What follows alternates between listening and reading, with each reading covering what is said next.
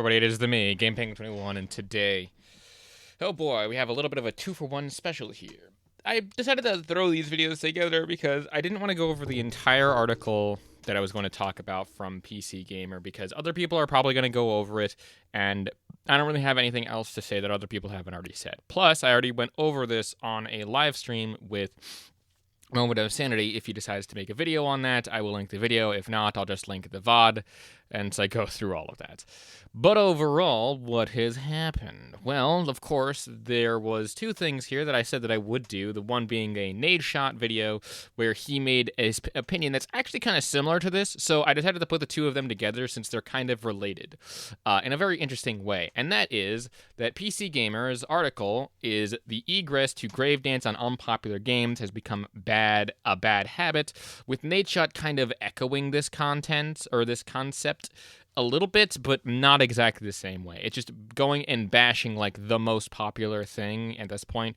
But again, we get ahead of ourselves. If you like what it is that I do, want to support me in any way, shape, or form, links down in the description below to all of the stuff. I do live streams, I do other things, and I even have a Patreon where you can give me some money if you really want to, but you don't have to, as your viewership is always enough.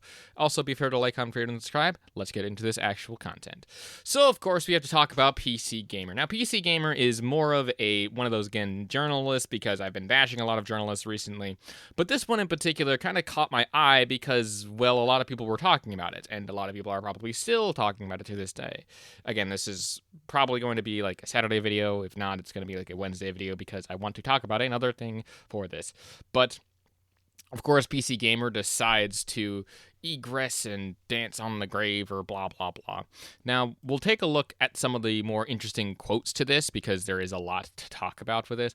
But taking a look at even some of the responses in the quote retweets, Erica Fondue's wife, Maxine, here kind of puts a billion-dollar company keeps leaving dead birds on your front porch, and you should really stop complaining and try one. They're really not that bad. I like how they kind of compliment or do that to like a stray cat kind of thing. Where the majority of the sentiment seems to come back to this whole why should we care, where William Mr. Lee comes in with the eagerness of journalists and certain game developers to needlessly disrespect and badmouth gamers on a regular basis and expect people to kuto and just consume mindlessly is even worse. We didn't start the fire, you did. You guys reap what you sow. Where they put this quote where it's like your life is too short to be devalued by people. And I think that's one of the general big sentiments with why people tend to just critique very heavily specific things. Now, of course, when it comes to very specific gaming critiques, absolutely there is a definite time and place where certain critiques just seem like a little bit nitpicky, but that usually comes with more of the time. With something like this, a lot of people don't like it because it's just not a good game or a good product. And this does tend to kind of spill over into other angerness and other eagerness to kind of destroy other things. So, for example, Motion here kind of brings this to a more interesting notion and kind of sums up what I was going to say in a much better cohesive manner, saying too many people see a critique of a game and the bashing of it and point it to the developers. If anything, the suits and publishers are more the reason why games fuck up. I feel perfectly justified in shitting on a release like Concord, since it shows that the suits they're wrong, and I can agree to that in some regards. But again, when the developers themselves also come out to defend their game like this, you can kind of see where certain other poisonous actions can happen. Because again, with things such as this and as well as Dustborn, which also released to a sub sub 100 person actual release, it really comes across as them being like that. And again, you also have the developers who literally have tried to make these other games, such as Represent, which I believe was like a dating sim game at some point.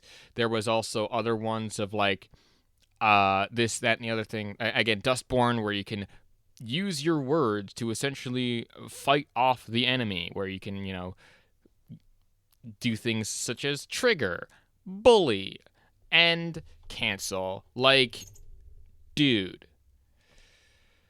But of course, this also comes across as the author missing the point as well, where John L. says, it's actually impressive how much the author, Tyler, has missed the point with how unpopular Concord is. The entire article is spent dancing around the actual point, but I guess I shouldn't expect better from PC Gamer, should I? And again, we'll get into some specific quotes that I'm going to talk about. But the one quote that a lot of people have been kind of pulling from this article is this one, where it's too many good quotes from him here. And again, we'll get into a few of them. But the devs at Firewalk Studios, many of whom are ex-Bungie, have made a game in the genre they have experience in and released it without the free-to-play monetization we so often complain about, which isn't a cynical or underhanded thing to do, but concurrency numbers in some situations acquired a moral quandary if the release of an unpopular game, everyone is morally justified to shame and embarrass you, whether it's because a big budget games are bad or live service games are bad or you did too much woke. Pick one. Now, I don't think that, and again, it's like, I don't even understand what he's saying here. So because everyone is justified to shame and embarrass you because they don't like big budget games, they don't like live service games, or they don't like the woke, quote unquote, woke factors of this game, to not buy it, that's just them doing a bad job of either marketing this game correctly or creating a good product in the first place. And I would say that it's the latter situation in some cases. Now, of course, Sebastian Concorez here comes in with a shaming because it's a live service game is good, actually. I don't fully agree with that, but to some people, they don't like live service games. Again, to those people, I say, just don't buy them in that context. You can be super critical of the live service game model, absolutely. And, I do think that there is problems with it that can be addressed 110,000%. But at the same time, this quote is so out of touch. It's incredible. Because, again, the thing that basically says, if the release is unpopular and it's morally justified, blah, blah, blah. You sound like you're trying to fill out word requirements for an English document in this context. But taking a look at a couple of the other ones, like the quotes that I'm going to be pulling out here, the first one here is about basically the intro paragraph bit, where they basically just say, hey, this is the shooter that launched about last week, and it hasn't yet topped 1,000. And SteamDB concurrently and tracking the target air climbing it rules that we can all see a big game fail. And it seems to be, again, a running theme throughout this whole article. Again, we read most of this on the live stream, and I'll link it in the description. I'm not going to go over the whole thing here. I did want to, however, point out the quote on the side here that seems to have been pulled out from a later bit of the article. But it's more interesting to talk about, saying, my guess at the real reason for all this grave dancing is it feels like a victory over FOMO, which FOMO, by the way, is fear of missing out. And a victory over FOMO is to be celebrated. Why? That doesn't seem to make much sense in context of what you're fucking talking about here. And it's so very strange to me. Again, this article also then talks about how it didn't even crack the top 50 bestsellers list. Oh, it apparently cracked the top 50 bestsellers list on the PS Store, and not even the top part of it, more towards the bottom of 47, 48, if I remember correctly on that. It's also saying that the rest of us would have had the common sense to avoid releasing a Concord, a Marvel's Avengers, a Suicide Squad, a Gotham Knights, or the perplexing Gollum game, but it's not actually that easy to know why one game succeeds and one other doesn't.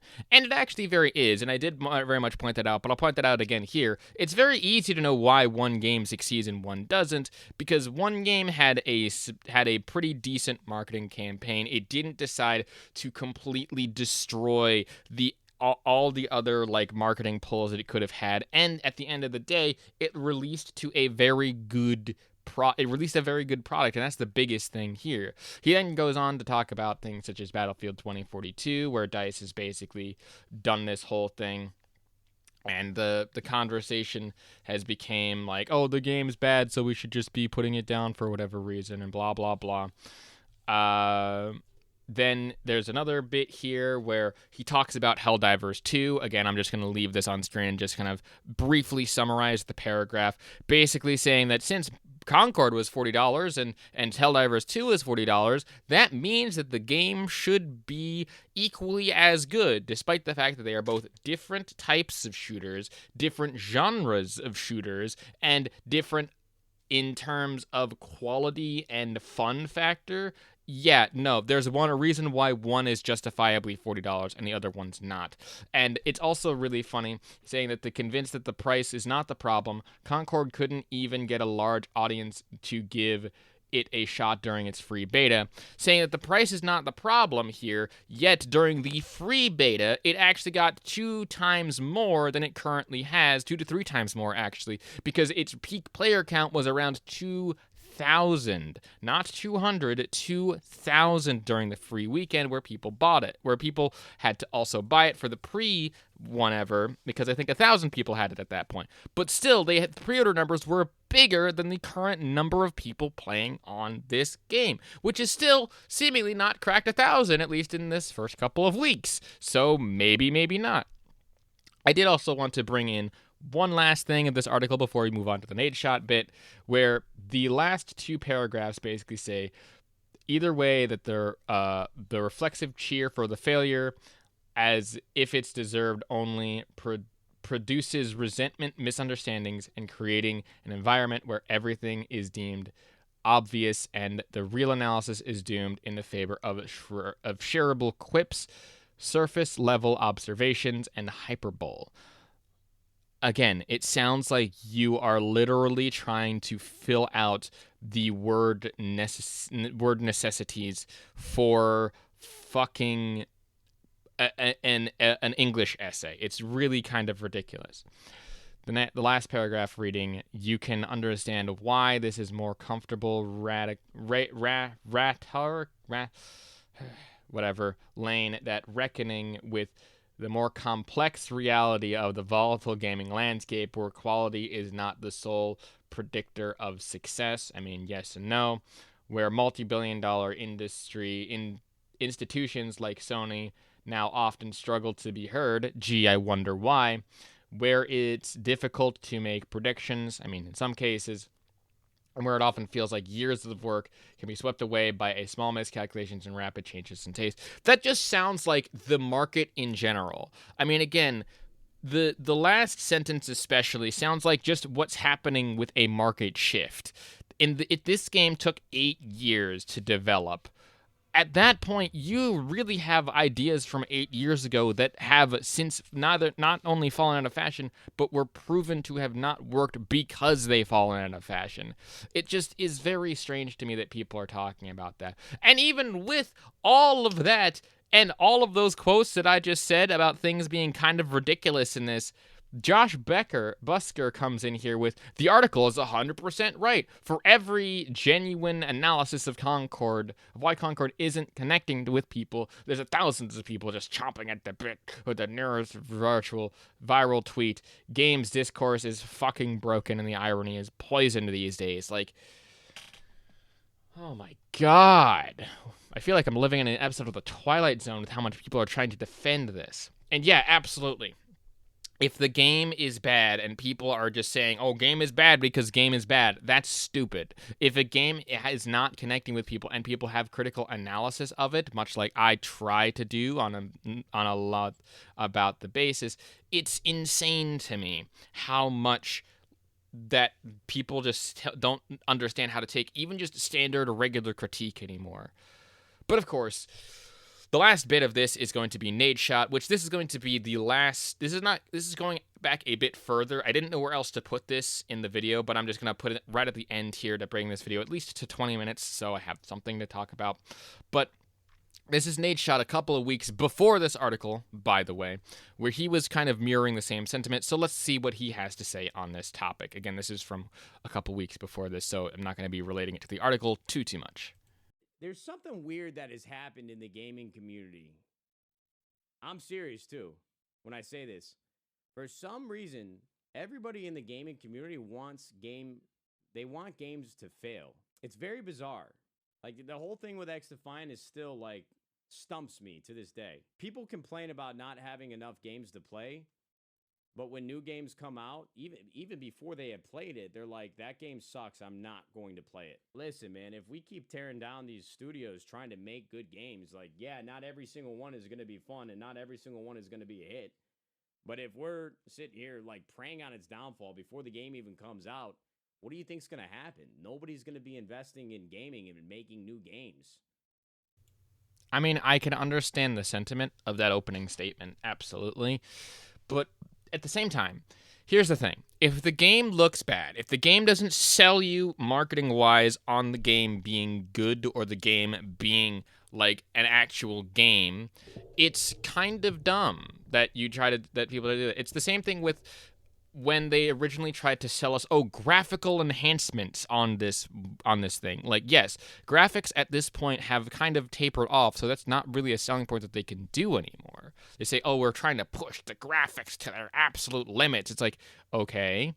But even back then, one of the more interesting quotes that I remember hearing from, I think, the president of Nintendo at the time, where he said that graphics don't make good games. And he's correct. And I've come around to understanding that sentiment is very correct. Again, there's a whole interview that was kind of not only lost to history, but they managed to actually get him to sit down and do an actual interview, which they were finally able to release about like 10 to 15 years later. But even still hearing it today, his words are super, super like poignant. If you can find that interview, go ahead and watch it. I know that like he never really took too many interviews, but when he did, he said it with the bravado of someone who actually understood the gaming industry. So, and you're not gonna have shit to fucking play. You're gonna be sitting here playing MW2 remastered edition. You're gonna be sitting here trying to play fucking the same old games for the 1,000th time because these billionaires and fucking multi-billion-dollar publishers, they're not gonna greenlight any new games, any new concepts, any new IP. I mean, I try to put myself in the shoes of myself when I was like 16 years old, but I can't. I was excited for new games when they came out. Okay, so hold on. Is it the fact that we are praying for the games to be bad in the sense of that we have too many games to play today? Yet you just were complaining about how people complain about not having enough games to play, or don't have games to play, or don't have new games to play, and then what is your argument? You just kind of went back on yourself. That's so very strange to me. So like, okay, so let me get this straight. The original complaint was that people who liked to see games fail feel justified in hating on games for that reason. Yet the people who are actual gamers don't have enough games and can keep complaining about it and say, hey, these games are going to fail because I don't like them and I don't want to play those kinds of games because they're into a particular genre or something like that. So people have preferences. Yet you come back here and say, I can't relate to myself back then, so gaming is not fun. It's like the old gaming argument of like, gaming used to be fun, but now it's not, which is also a really dumb argument. But I fail to understand what you're saying right now, because you just kind of went back on your point and are explaining why people feel justified in hating on games that they don't like, or they feel will fail for whatever reason. Can't. I was excited for new games when they came out. The problem is now we have too many options. We've seen too many different games. We've seen too many different ways to interact with games. Like back in the day, bro, in 2007, when Halo 3, Gears of War 1, and Call of Duty Modern Warfare dropped the same fucking year, Bro, we were lined up outside of GameStops, whether it was in a mall or attached to a fucking Hollywood Video, sitting there waiting, camped out, drinking fucking Mountain Dew, waiting for these new games for the midnight release. Everybody was so excited about it. Now when new games come out, we're fucking sitting around a goddamn fire witch artifact, like doing a satanic ritual for the game to fail miserably. I don't really get it. And I don't really get your argument. Like, what are you on? So because of the fact that people were really passionate about good quality games, and those games actually did have the quality and did have the actual marketing and the push to be good, but now that the market has evolved because people have become more informed about how a game should be and how, we've established these standards, but the standards haven't really been pushed to a particular point because people have been fed the same thing over and over again and cannot be sold on some of the same marketing stuff as yesteryear, that the gaming market is going to fail and people want games to fail because they don't like the current trends of the game industry. So the game industry is going to fail? Am I getting this right? Am I crazy? I don't know. But yeah. Again, it's the same, just as confusing point as the article kind of pointed out, where it's like, oh, we have all these massively amazing games around this one, so why is Concord doing that? It's like, Concord's bad, all right? Concord is just a bad game that was released, and it was met with crickets because of the fact that it was bad. It made a lot of bad decisions that were of the yesteryear that no one really liked. It is a charging for a multiplayer-only PvP type of Overwatch experience that we've moved past from that point. Nadeshot kind of puts it in a very interesting way. It's like, oh yeah, we used to do all these other things, but now the market is shifted and now people are more critical of games. So guess what? That means that we want all games to fail. Oops, I guess we can't be critical anymore. All right, well, in that context, I guess this is going to be the last video that I do. Not really, I'm just going to make a joke here.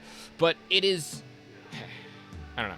I think I'll just end the video here because, quite honestly, that's all that I can take of these kinds of opinions. And quite honestly, it just, to me, screams that these people just don't know how to be critical in some context, or know how to take critique well. I can take critique pretty well, especially when the person I know is either joking or is someone behind in my comment section or anything like that. Like, I don't care too much. I can get up on stage and make a fool of myself. It doesn't really matter too much. What matters to me at the end of the day is just how soft, I guess, this has gotten. I don't know. Maybe I'm just being a little bit crazy. Maybe it's whatever.